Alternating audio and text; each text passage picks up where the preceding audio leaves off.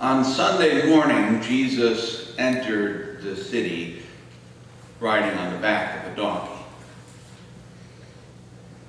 Later on that same evening, he left Jerusalem and went to spend the night with his dear friends Mary and Martha in nearby Bethany. Monday morning came, and Jesus once again entered the city, and he followed the crowds in through the gates, followed them all the way to the temple courts, where Jesus gathered rope, fashioned it together as a whip, and proceeded to drive the animal sellers and their animals out of his Father's house of prayer. The money changers' coins clinked and clattered on the stone pavement. These greedy people had commercialized the Passover celebration. His face burned red hot with anger.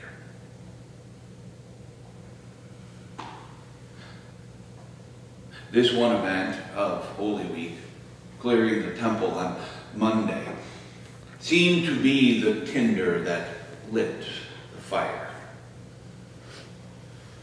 The temple authorities' anger came into full blaze. How dare this man from Nazareth come and interrupt our most profitable time of the year? How dare he insinuate that they had turned their house of prayer into Best Buy on Black Friday? They were the religious ones.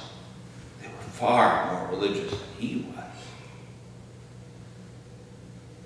They hated him with all of their might.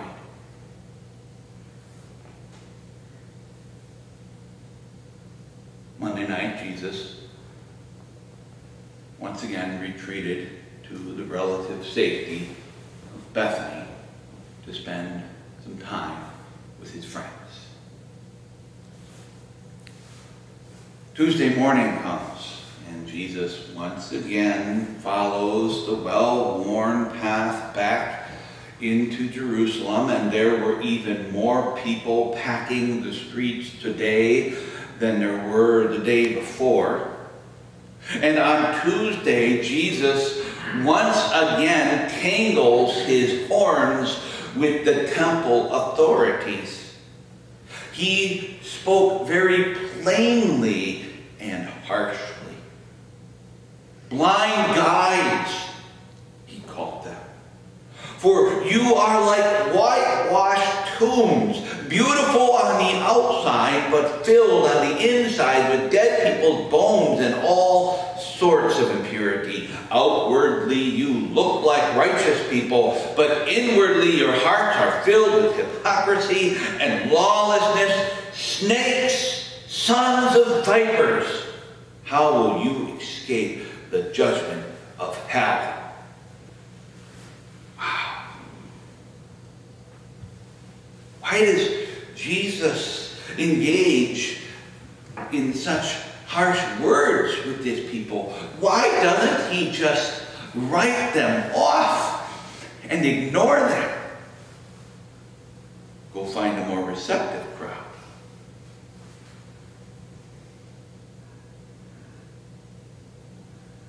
He loves them. That's why.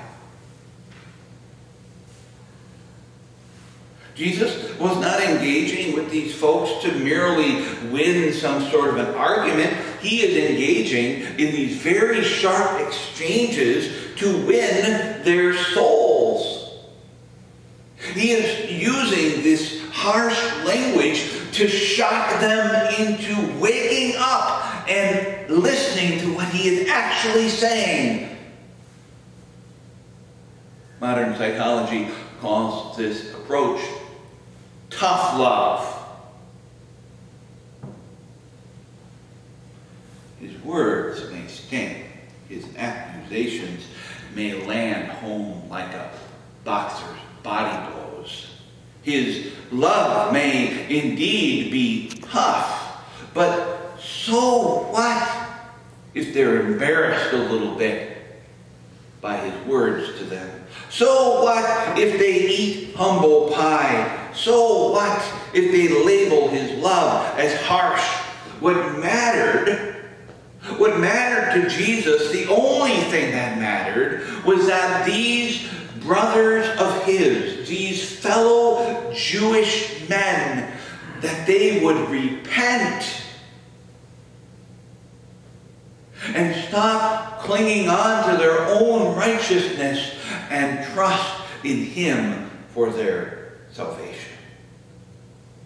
A little pain, a deep cut, some egg on the face, no matter. What mattered is that they repent and live until Jesus tries again and again and again. He's desperate to save them. He'll try anything at this point. There is no time left to lose.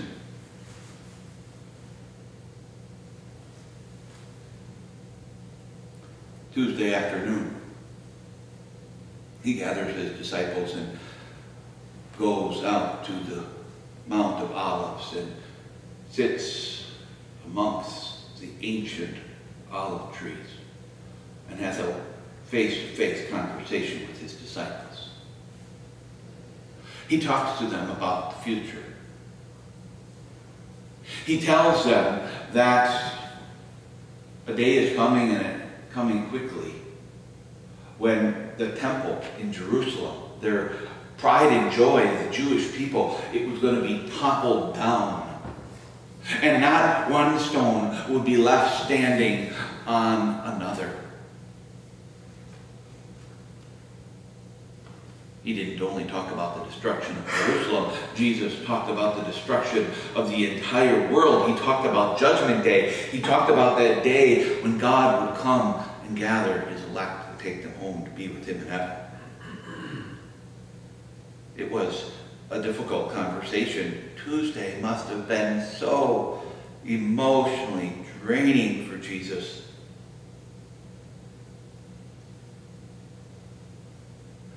And so we once again see him on Tuesday evening retreating back to Bethany to find some solace among friends. On Wednesday morning, Jesus gets up and does it all again. He's like a dog with a bone. He refuses to give it up. He will not let it go. Once again, he walks into an ever more hostile Jerusalem. On Tuesday, Jesus had spoken very plainly and very harshly, but he did not use parables. It was not cryptic in any way. So on this Wednesday, he is going to change tactics with these people that he wants to win over. And he is now going to speak to them in parables. He wants these religious folks in Jerusalem to understand that they are in grave danger.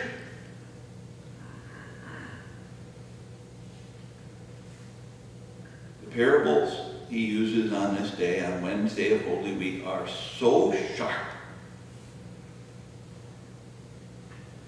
so plain, so simple, a child could understand his meaning.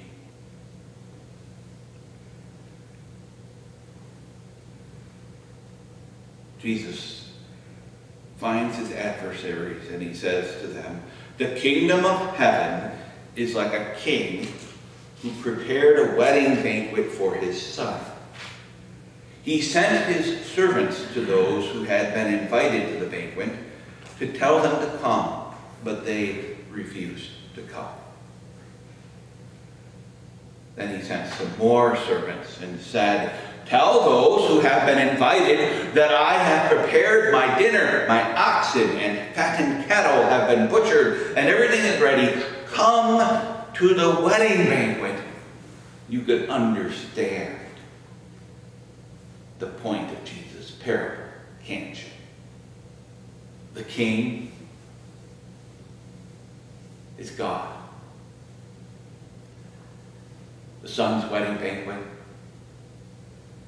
is Jesus.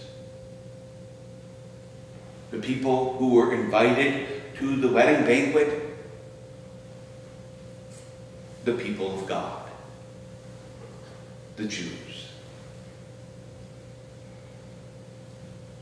This invitation that was extended to them by God, it was entirely by grace. They had not deserved it. They had not earned it. If you doubt that, take a look at this nation's past behavior as recorded in the Old Testament. They were serial idolaters, best known for their stubborn necks. This invitation to spend all of eternity with God at the wedding feast of his son, it was all grace.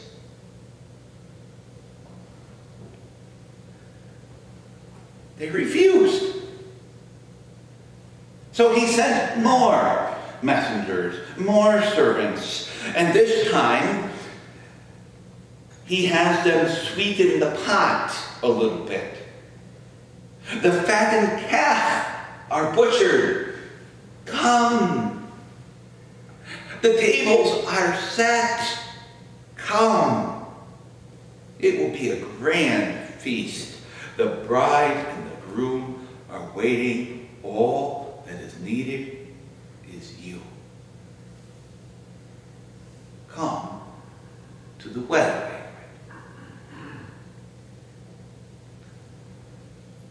This parable that Jesus is speaking to them, it's coming true before their very eyes. Here is Jesus on Wednesday of Holy Week, and he is sitting there in front of them, and he is pleading with them, he is begging with them to turn away from their own self-righteous ways, their own trust in their lineage and their background and their own religiousness. And he is begging them and he is pleading with them to come to him. And they still flat out refuse to listen. They are more concerned with worldly, earthly things. They're more concerned about their power. They're more concerned about the political games that they like to play. In short, these religious people of Jerusalem, in their minds, had better things to do than listen to a carpenter's son from Nazareth.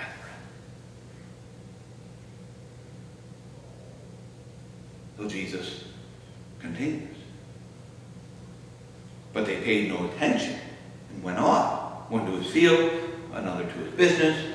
The rest seized his servants, mistreated them, and killed them. The king was enraged. He sent his army and destroyed those murderers and burned their city. Then he said to his servants, "The wedding banquet is ready, but those I invited did not deserve to come. Go to the street corners and invite to the banquet anyone you find."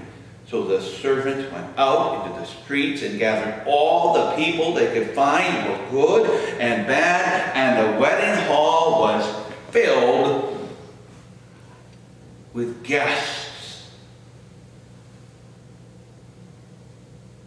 At first it seemed kind of harsh.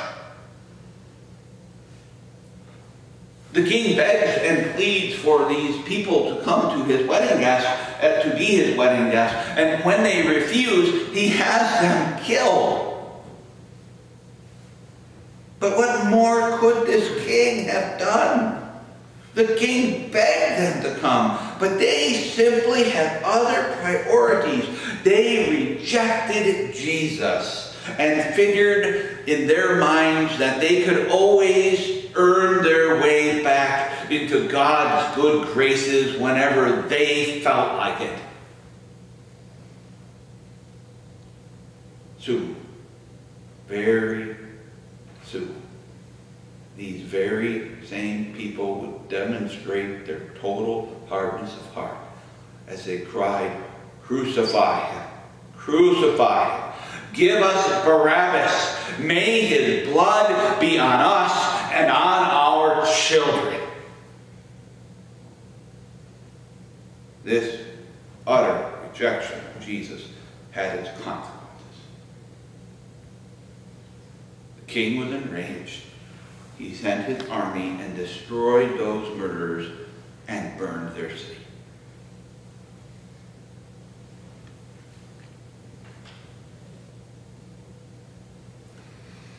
The meaning was unmistakable.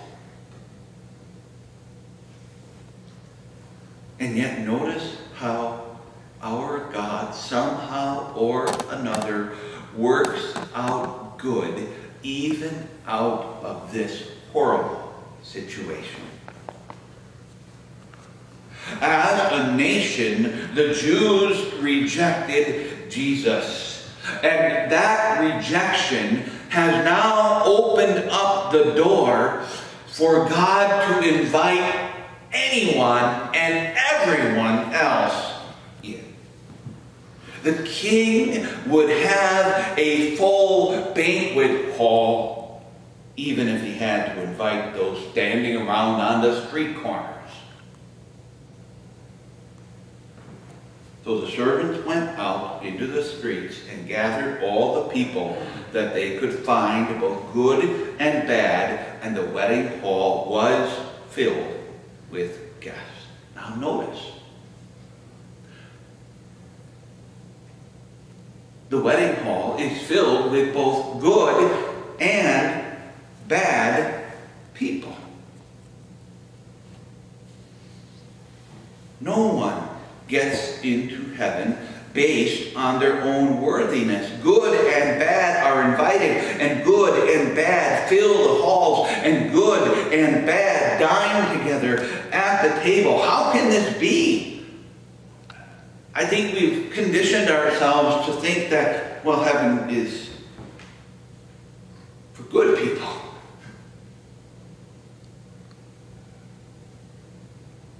The second part of the parable explains how this can be.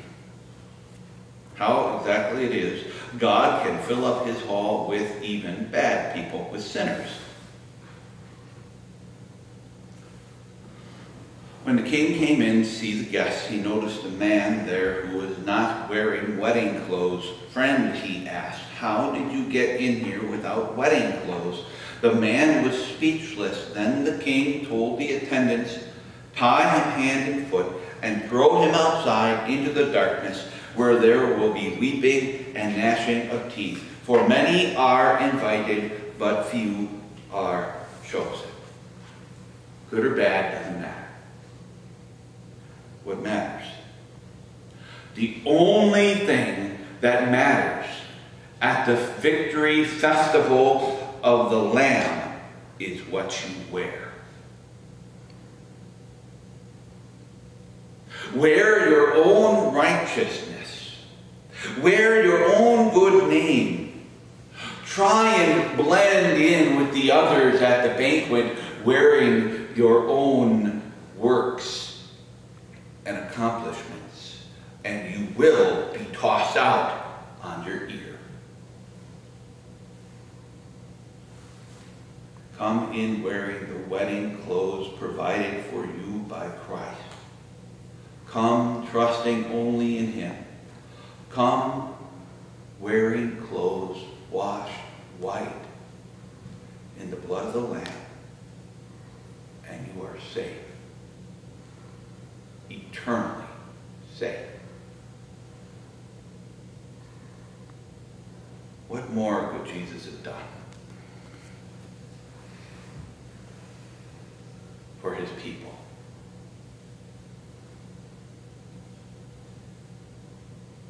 He begged them right up to the very end. He laid out the harsh consequences they faced if they tried to enter God's graces without him. What more could God have done for you? The same faithful love that Jesus had for those Jewish teachers of the law, those religious folks of Jerusalem, that same faithful love he has also demonstrated now also to you. He has begged you. He has pursued you. And he will continue to pursue you for as long as it takes until he has you, the one he loves. Until you wear his robes of righteousness, won for you on the cross. What love! What kindness! May we never tire of hearing about his love.